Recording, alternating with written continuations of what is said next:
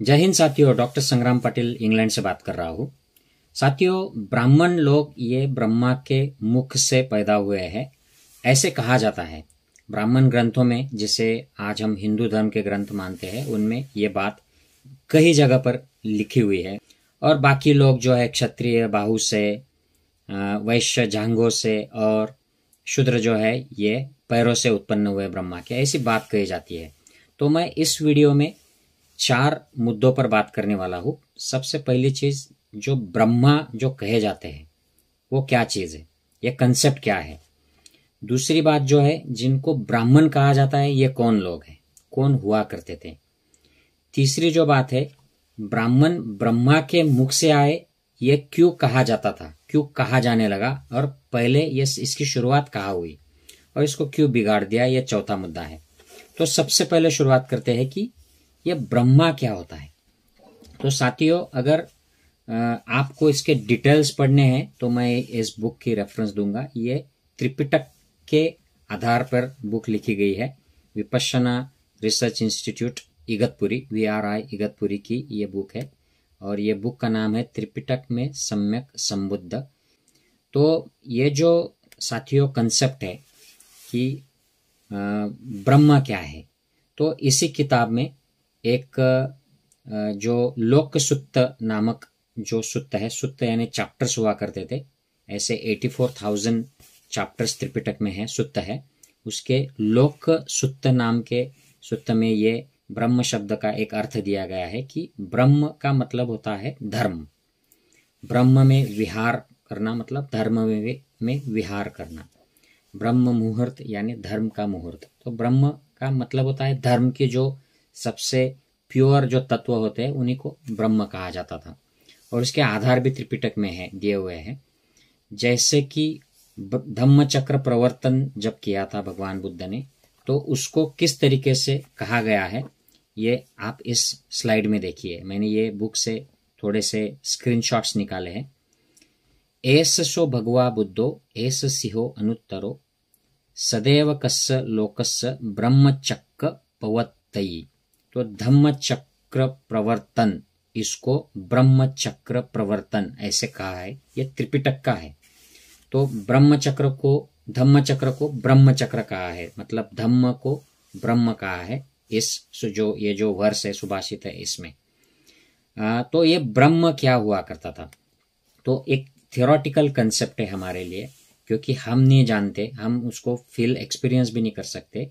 जो लोग अध्यात्म में ऊंची अवस्था को पहुंच जाते हैं, उनको जो मनुष्य के ऊपर जो प्लेन्स है, अवस्थाएं है, ये मन की अवस्थाएं होती है, वो एक्सपीरियंस कर सकते हैं या उन अवस्थाओं को प्राप्त कर लेते हैं, ऐसे कहा जाता है। और ये त्रिपिटक में लिखा है, और उसके बाद में जो ब्राह्मण ग्रंथ आए हैं उनमें भी लिखा है कि कोई देव योनि होता है, ब्रह्म योनि होता है। तो ये त्रिपिटक में बड़े साफ तरीके से दिया है। उन्होंने 31 प्लेन्स ऑफ एग्जिस्टेंस दिए हैं, 31 तरह की योनियां दी है। और इसकी जो सबसे ऊपर की जो योनियां होती है ये ब्रह्म योनियां होती है। इसमें जो मन को अपने प्योर कर लेते हैं लोग अपने तप के द्वारा, सदाचरण के, धम्माचरण के द्वारा, धर्म के आचरण के द्वारा, वो इसमें जाते हैं और इनको ब्रह्मा कहा जाता है। जिस तरीके से ब्राह्मण ग्रंथों में या आज के हिंदू ग्रंथों में ब्रह्मा को सृष्टि निर्माता कहा जाता है, उस तरीके का ये कंसेप्ट नहीं था। ये बुद्धिस्ट लिटरेचर ये पुराना है, ब्राह्मण ग्रंथों से भी पुराना है। इसमें ब्रह्मा जो भी व्यक्ति पुरुष महिला ये हायर स्टेट्स अचीव कर लेते हैं, तो फिर वो देव अवस्था प्राप्त करते हैं, ब्रह्मा अवस्था प्राप्त करते हैं, और वो ब्रह्मा कहलाते हैं। तो ऐसे जो ब्रह्मा कहलाने वाले जो लोग होते हैं उस अवस्था के, मानसिक अवस्था के, उनमें 4 प्रकार के गुण होते हैं। एक तो उनका मन करुणा से भर जाता है, मैत्री से भर जाता है, मन मुदिता से भर जाता है और उपेक्षा से भर जाता है। तो ये 4 गुण उनके होते हैं। और इनमें सबसे प्योर जो अवस्था होती है, जिसको मोक्ष प्राप्ति या बुद्धत्व प्राप्ति कहा जाता है, अरंत कहा जाता है, इसमें ये जो 4 गुण हैं, मुदिता, करुणा, मैत्री और उपेक्षा, ये अनंत होते हैं, अनलिमिटेड वो अचीव कर लेते हैं, क्योंकि वो प्योरेस्ट, इसमें कोई भी दाग नहीं रह जाता है, तो वो बुद्ध अवस्था आ जाती है। तो ऐसे अवस्था को, ऐसी अवस्था प्राप्त करने वालों को धम्मकायो या धम्मभूतो ऐसे कहा जाता था, और इन्हीं को ब्रह्मकायो ब्रह्मभूतो ऐसे कहा जाता था। तो इसको आसान सी भाषा में हम बुद्ध कहते हैं, अरहंत कहते हैं। तो इनको ब्रह्मभूतो ब्रह्मा ऐसे भी कहा जाता है, जो हाईएस्ट अवस्था अचीव कर लेते हैं। मतलब बुद्ध ये जो अवस्था है, इसी को ब्रह्मभूतो ब्रह्मा कहा गया है।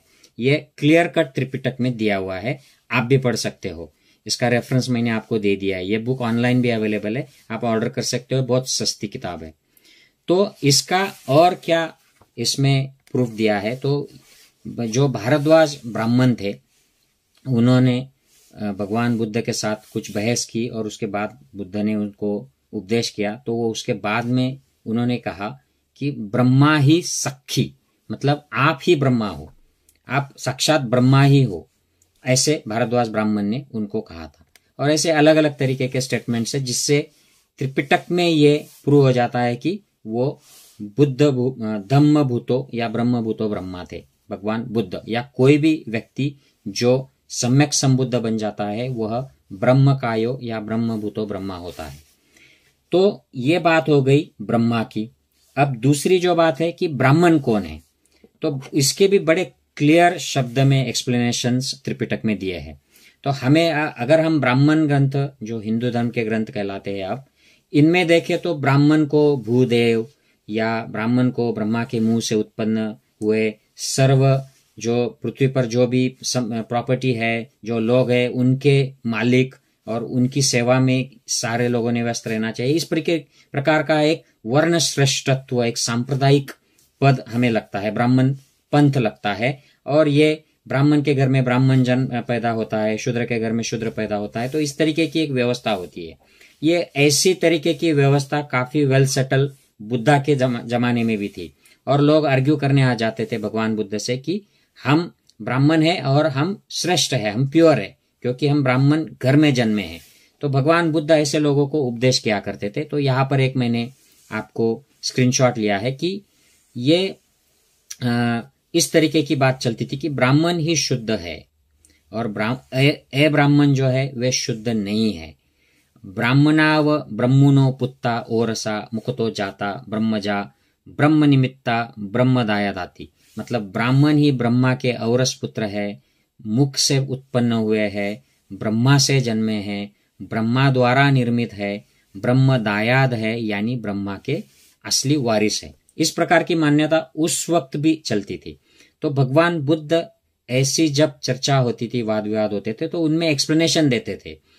तो एक्सप्लेनेशन में इसमें जो अश्वलायन सूक्त है, जहां पर अश्वलायन नामक ब्राह्मण कुटुंब में जन्मे एक अपने अनुयायी को वो एक्सप्लेन करते हैं और कहते हैं कि हे अश्वलायन, ब्राह्मणों की ब्राह्मणियां ऋतुमती भी होती है, मतलब उनको जो मासिक धर्म होता है, मेंस्ट्रुअल साइकिल होती है, गर्भिणी भी होती है, गर्भ धारण करती है, जनन भी करती है, दूध भी चुंगाती है, ऐसा प्रत्यक्ष देखा जाता है। तो इसका मतलब ब्राह्मणी माता की योनि से ही ब्राह्मण पैदा होते हैं।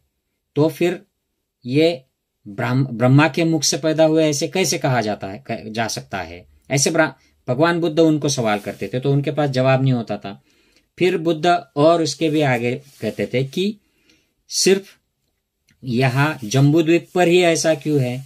जम्बूद्वीप के बाहर जो प्रदेश है, जैसे यवन, कंबोज तथा पड़ोसी देशों में सिर्फ दो वर्ण है, स्वामी और दास, और ये बदल सकते हैं। स्वामी कभी दास हो जाता है, दास कभी स्वामी हो जाता है। तो यहाँ पर क्यों नहीं है? जम्बूद्वीप में यहाँ पर 4 वर्ण क्यों है और ये फिक्स क्यों है? ब्राह्मण शूद्र क्यों नहीं हो जाता कुछ एक्टिविटीज की वजह से, या शूद्र ब्राह्मण क्यों नहीं हो सकता? तो ये क्वेश्चंस आंसर नहीं कर पाते थे ब्राह्मण लोग। तो फिर वो भगवान बुद्ध की बात सुनने के लिए उनको रिक्वेस्ट करते थे कि आप एक्सप्लेन कीजिए, तो वो एक्सप्लेन करते थे। तो भगवान बुद्ध ने बड़े स्पष्ट शब्द में कहा था कि ब्राह्मण कौन है? तो वो कहते थे कि जिसने सर्वोच्च अवस्था प्राप्त कर ली है, जैसे मैंने अभी शुरू में एक्सप्लेन किया था कि जैसे बुद्ध अवस्था है, माने ब्रह्म कायो या ब्रह्म भूतो ब्रह्मा अवस्था, इसी अवस्था को वो ब्राह्मण अवस्था कहते थे। तो वो कहते थे कि मैंने वो अवस्था प्राप्त कर ली है, तो मैं ब्राह्मण हूं, भिक्खुओं, मैं ब्राह्मण हूँ। मैं इसलिए ब्राह्मण हूँ क्योंकि मैंने ये अवस्था प्राप्त की है और मैं जो मुझे ज्ञान है, जो धर्म मैंने अचीव किया है, मैं उसको खुले हाथ से आप लोगों में बांटता हूँ। तो जैसे मैं मेरे मुख से यह आपको देता हूँ और आप उसकी वजह से धम्म में मुक्ति पाते हैं, धम्म में विहार करते हैं, तो आप मेरी औरस संतान हो, आप मेरे औरस पुत्र हो या पुत्री हो, मेरे मुख से आप पैदा हुए हो, जन्मे हो। तो ये बड़े क्लियर शब्द में आप ये स्लाइड देखिए, इसमें कहते हैं वो कि जो धर्म से जन्मे हैं, धर्म से निर्मित है, मेरे द्वारा दिए गए धर्म से आप धर्म में आपका पुनर्जन्म हुआ है, जिसको दोबारा जन्म लेना कहा करते थे। तो ये आप लोग इस तरीके से ब्रह्मा द्वारा निर्मित हो, बुद्ध द्वारा निर्मित हो, ब्रह्मा की औरस संतान हो, पुत्र हो, पुत्री हो, या बुद्ध की औरस संतान हो, पुत्र हो, पुत्री हो। इस तरीके का वो उपदेश दिया करते थे और इसके उदाहरण भी दिए हैं। जैसे उनके अनुयायी मुक्त हो जाते थे, अरहंत हो जाते थे, ब्राह्मण अवस्था प्राप्त कर लेते थे, तो वो एक्सप्रेस करते थे। त्रिपिटक में उनसे बात करते हुए वो कहते थे, जैसे ये धर्मधिता सुंदरी थेरी, इन्होंने ये एक्सप्रेस किया है कि तुम बुद्ध हो, तुम शास्ता हो, हे ब्राह्मण, मैं तुम्हारी पुत्री हूं, तुम्हारे हृदय से उत्पन्न, तुम्हारे मुख से जन्मी, मैं कृतकृत्य हो गई हूं, मैं अनाश्रव यानी निष्पाप हो गई हूं। इसी प्रकार दूसरी एक उनकी जो अनुयायी जो बुद्ध हो गई, वो कहती है, बुद्ध पुत्री उत्तमा थेरी कहती है कि मैं बुद्ध की औरस पुत्री हूं, सदा निर्वाण अभिरत रहती हूं, मेरा सांसारिक आवागमन क्षय हो गया है, अब मेरा पुनर्जन्म होने वाला नहीं है। तो ये उसकी संतान हो गई, उसके मुख से जन्मी पैदा हुई संतान हो गई। अब आगे जाकर और एक व्यक्ति अरहंत हो जाती है और वो होती है बुद्ध की खुद की माँ। बुद्ध की माँ तो बचपन में उनके जन्मते ही चल बसी थी। उनकी जो सौतेली माँ थी, जिसका नाम था महाप्रजापति, तो ये भी मुक्त हो जाती है। और ये क्या कहती है, इस स्लाइड में देखिए, ये कहती है, हे सुगत। सुगत वो बुद्ध को कहती है, क्योंकि बुद्ध का नाम जो आज सिद्धार्थ में बताया जाता है, वो सिद्धार्थ नहीं हुआ करता था। यह तेरी माँ है, हे वीर, तुम मेरे पिता हो, हे नाथ, हे गौतम, तुमने मुझे सुखद सद्धर्म में जन्म दिया है। तो ये कंसेप्ट था कि धर्म में जन्मना, और ये जन्म किसने दिया है, तो जिस बुद्ध ने वो ध्यान उनको बांटा, जिसके मुख से वो बाहर आया, तो वो उनके मुख से बाहर आए हुए ध्यान की वजह से उनका धर्म में जन्म हुआ। इस माने में वो बुद्ध के यानी ब्रह्मभूतो या ब्रह्म कायो ब्रह्मा के मुख से जन्मे हुए लोग हैं, ब्राह्मण हैं। इस माने में वो ब्राह्मण कहलाते थे, ब्रह्मा के मुख से जन्मे हुए। उनके साथ में एक ही दिन जन्मा हुआ उनका एक बचपन का दोस्त था, कालूदाई। वो भी वही कहता है कि आपकी शिक्षा से मैं अरहंत हुआ हूँ, तो मैं आपका पुत्र हूँ, आपकी वजह से मैं जन्मा हूँ, आपके मुख से दिए हुए ज्ञान की वजह से मैं जन्मा हूँ। ये जो उदाहरण है ये कश्यप का है। ये भी कहते हैं कि मैं अब शुद्ध हूँ, शुद्ध हुए भगवान बुद्ध का दायाद हूँ, वारिस हूँ, अब मैं भगवान बुद्ध की औरस पुत्र हूँ। इसीलिए कहा गया, त्रिपिटक में ही कहा गया कि ब्राह्मण ब्रह्मा के औरस पुत्र है, उनके मुंह से उत्पन्न हुए हैं, ब्रह्मा से जन्मे हैं, ब्रह्म द्वारा निर्मित है, ब्रह्म दायाद है, यानी ब्रह्मा के उत्तराधिकारी है। और ये दिया है अस्सलायन सुक्त में। तो ये यहां से आता है साथियों। तो इसका मतलब क्या है कि ब्रह्मभूतो या ब्रह्म कायो ब्रह्मा के दिए हुए मौखिक ज्ञान की वजह से उन्होंने भी साधना ली, वो भी धम्म विहारी हुए, ब्रह्म विहारी हुए, और वो ब्राह्मण अवस्था को प्राप्त हो गए। ये इसका बेसिक कंसेप्ट है। आगे जाकर और एक प्रैक्टिकल एग्जाम्पल है जो भारद्वाज ब्राह्मण का है। वो कहते हैं कि पहले ब्रह्मबंधु यानी ब्राह्मण कुल का मैं सदस्य हुआ करता था, लेकिन अब मैं सही माने में ब्राह्मण हो गया हूं। मैं सही माने में त्रैविध्य हूं, खातक हूं। मुझे अब वेदों का अर्थ समझ में आया है, मैंने उनको धारण कर लिया है। मैं अब सही माने में ब्राह्मण हो गया हूं। पहले मैं सिर्फ वेदों को पढ़ता था, सिर्फ मैं ब्राह्मण कुल में पैदा हुआ था, लेकिन मैं सही माने में ब्राह्मण नहीं था। अब मैं हुआ हूं। आगे वो कहते हैं, मैं क्षत्रिय हूं, मैं वेदज्ञ हूं। अब मुझे ये सारे एक्सपीरियंस से पता चल गए हैं। तो ये हुआ करता था, मतलब ब्राह्मण का, ब्रह्मा का, ब्राह्मण ब्रह्मा के मुख से पैदा हुए इसका। तो साथियों ये बात बिगड़ क्यों गई? तो त्रिपिटक ही एक्सप्लेन करता है, भगवान बुद्ध ही बताते हैं कि एक बुद्ध जब कोई एक सम्यक संबुद्ध हो जाता है, एक व्यक्ति, वो अपना ज्ञान देता है और वो ज्ञान चलते रहता है समाज में, वो फैलता है, पीढ़ी दर पीढ़ी वो चलते रहता है, और दूसरा व्यक्ति सम्यक संबुद्ध होने तक काफी सारा अंतराल कट जाता है, हजारों साल लग जाते हैं। तो इन दोनों काल के बीच में जो पीढ़ी दर पीढ़ी ज्ञान जा रहा है उसमें बदलाव आ जाता है, लोग बदल देते हैं, कुछ चीजें भूल जाते हैं, कुछ उसमें ऐड कर देते हैं, भाषा बदल जाती है, ओरिजिनल जो शब्द थे भाषा में उनके अर्थ बदल जाते हैं। तो इनकी वजह से ये ज्ञान एडल्ट्रेट हो जाता है, शुद्ध नहीं रहता है।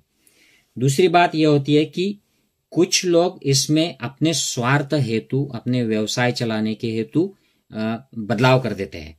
जैसे वेदों के बारे में हो गया था, जैसे वेद भगवान बुद्ध के जमाने में मौखिक रूप से बोले जाते थे, उनका पठन किया जाता था, लेकिन उनके पहले जो सम्यक संबुद्ध हुए थे उनका जो ज्ञान था ये ओरिजिनल उन वेदों तक नहीं रहा था, वो बदल गया था, इसलिए लोगों को फायदा नहीं होता था।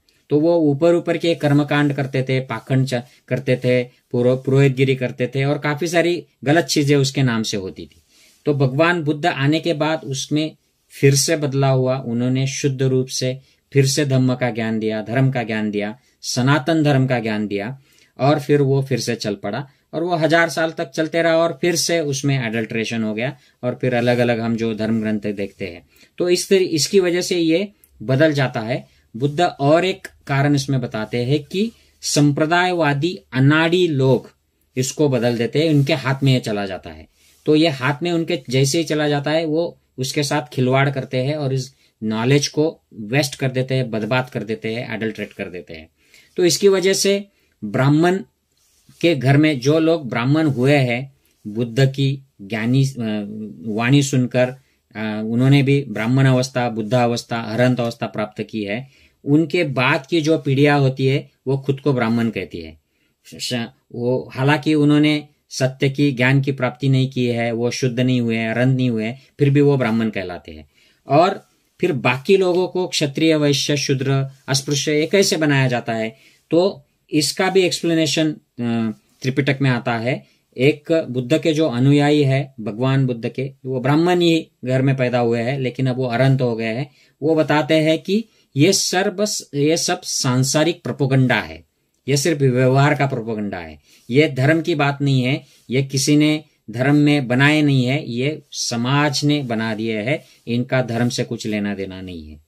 तो साथियों, मैं आशा करता हूं कि ब्राह्मण ब्रह्मा के मुख से पैदा कैसे हुए, ये बात कहाँ लिखी है, ये कहाँ से आई है और इसका ओरिजिनल मीनिंग क्या है, और इसको बदलकर संसार में लोगों ने बाहरी दुनिया में किस तरीके से बदल दिया, और इसकी वजह से पिछले कम से कम कुछ 1000 सालों से समाज का एक बहुत बड़ा हिस्सा किस तरीके से सफर हो रहा है, उसके हाल हुए, उनका शोषण हुआ, उन पर अत्याचार हुए, और यही बात आज भी हो रही है। और आज भी हम इसी बात पर झगड़ते हैं, कौन ब्राह्मण है, कौन गैर ब्राह्मण है, कौन शूद्र है, अस्पृश्य है, और कौन इस धर्म की, ब्राह्मण धर्म की या हिंदू धर्म की चौकट में नहीं है, बाहर है। ऐसे बाहरी अवडंबरों पर हम वाद विवाद करते हैं, चर्चा करते हैं और झगड़ते हैं, एक दूसरे को मारते भी है, खून कर देते हैं। इसी के ऊपर राजनीति चलती है, सत्ता बदल जाती है, और इसका ओरिजिनल मीनिंग जो है वो कोई भी नहीं जान पाता है, किसी को इंटरेस्ट भी नहीं होता है इस बात में, क्योंकि हम पढ़ते नहीं है। ये सब दिया हुआ है पुराने ग्रंथों में, लेकिन जो दिया है वो पढ़ने की किसी की इच्छा नहीं है। तो मैं आशा करता हूं कि I have been able to explain this to you. Video काफी लंबा चला है मुझे पता है, लेकिन ये बहुत ही इंपॉर्टेंट टॉपिक है। आप प्लीज अगर मुझसे सहमत हो, अगर आपको ये बात अच्छी लगती हो तो ये ज्यादा से ज्यादा शेयर कीजिएगा। फिर मिलेंगे और किसी वीडियो में। जय हिंद साथियों।